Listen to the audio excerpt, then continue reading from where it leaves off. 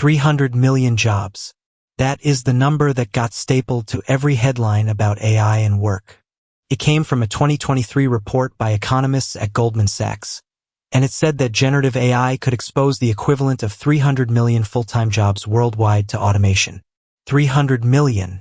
It is a genuinely enormous number, and it is also one of the most misunderstood numbers of the decade.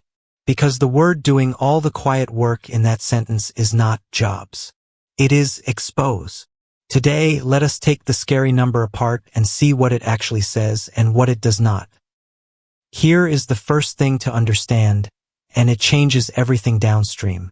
When economists say a job is exposed to AI, they do not mean that job disappears.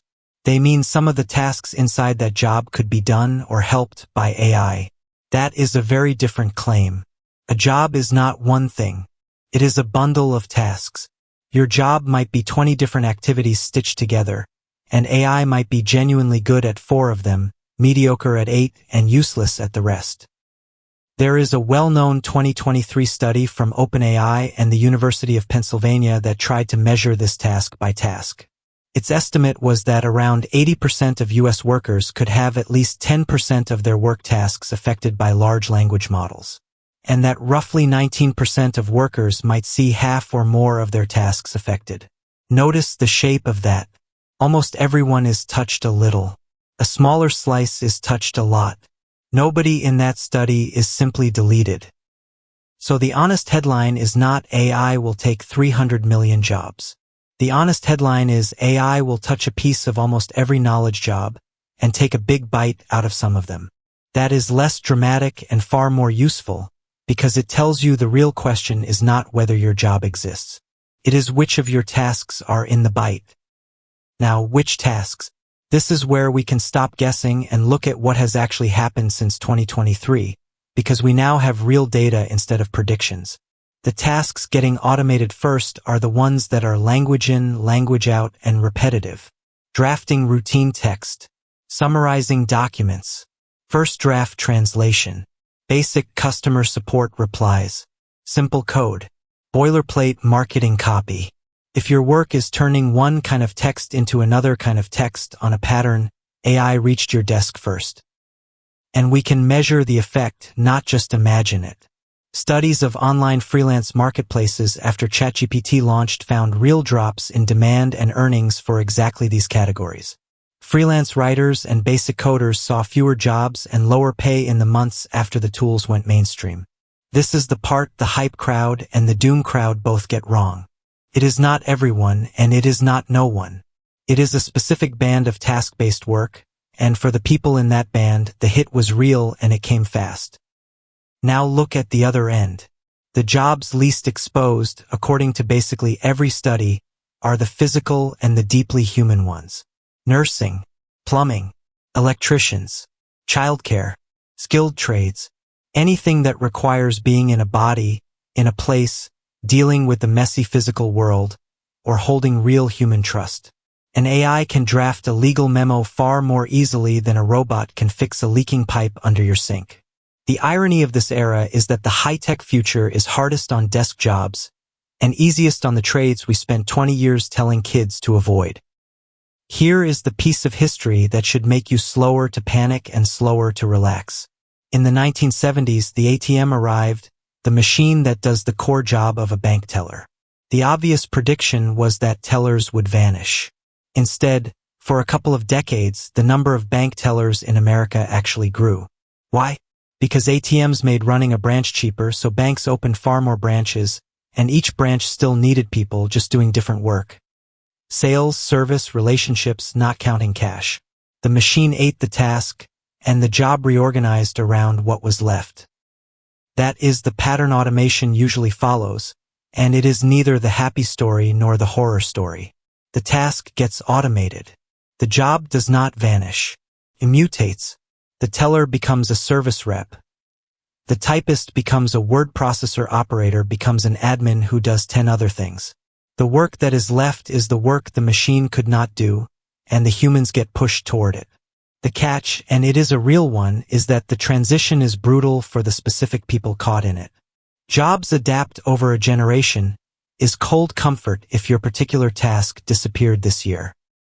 So what actually changes for you? The most honest read of the current data is this. AI is less likely to replace your whole job than to replace the version of your job where you did everything by hand. The worker who uses AI to do the repetitive 80% faster and spends their time on the judgment, the relationships, and the parts that need a human tends to come out ahead of the worker who refuses to touch it. The threat, for most people, is not a robot with your name tag. It is a colleague who is twice as productive because they learned the tools and you did not. There is a real warning underneath the optimism, though, and the channel would be lying to skip it. The rung of the ladder getting hit hardest is the entry level. A lot of the tasks AI does well, drafting, summarizing, basic research, cleaning up code, are exactly the tasks junior employees used to cut their teeth on. If companies stop hiring juniors because AI covers the grunt work, we have a problem that does not show up in the total job count. Fewer places for people to start and learn. The senior plumber is safe. The apprentice who never gets hired is the quiet casualty. Let me make the reshuffle concrete, because the job mutates sounds like a dodge until you watch it happen. Take a graphic designer. 2 years ago, a big chunk of the work was the grind. Resizing the same ad into 15 formats, cleaning up stock photos, laying out simple templates. AI now does a lot of that in seconds. The scary read is designers are finished. The actual read so far is that the grind shrank and the judgment grew. Which idea is worth making? Whether the thing is any good. What the client actually needs but cannot describe. The designer who leaned into that taste and direction became more valuable. The one who only ever did the grind lost the part of the job the machine took. Same profession, two completely different outcomes, decided by which half of the work you had built your value on. And come back to the entry-level warning because it is the part that keeps serious economists up at night. Every profession has a ladder, and the bottom rung is usually made of exactly the tasks AI is best at. The junior lawyer who reads documents. The junior analyst who builds the first spreadsheet. The junior developer who writes the simple function. If a company decides AI can cover that rung, it saves money this year and quietly breaks the pipeline that produces senior people 5 years from now. You cannot get experienced workers without inexperienced ones first. That is a slow problem, easy to ignore, and genuinely dangerous. So retire the 300 million number or at least understand it. It was never a prediction that 300 million people would be fired. It was a measure of exposure of how much of the world's work overlaps with what these tools can touch. The real questions are smaller and sharper. Which of my tasks are language in, language out, and repetitive? Which parts of my work need a body, a place, or real trust?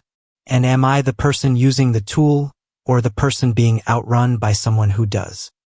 Because here is the thing the data keeps showing across every wave of automation we have records for. The technology rarely deletes work outright. It reshuffles it, unevenly, painfully, and faster than the people in its path would like. The winners are usually not the ones with the safest jobs. They are the ones who figured out early what the machine was actually good at and moved toward the work it was not. And that raises a strange question we have not answered yet. If everyone is now using the same handful of AI models to write, draft, and design, why does so much of it come out sounding eerily the same? There is a real reason these systems drift toward a single bland voice, and it is baked into how they are trained. The next machine layer video digs into why every AI sounds the same, the training data problem.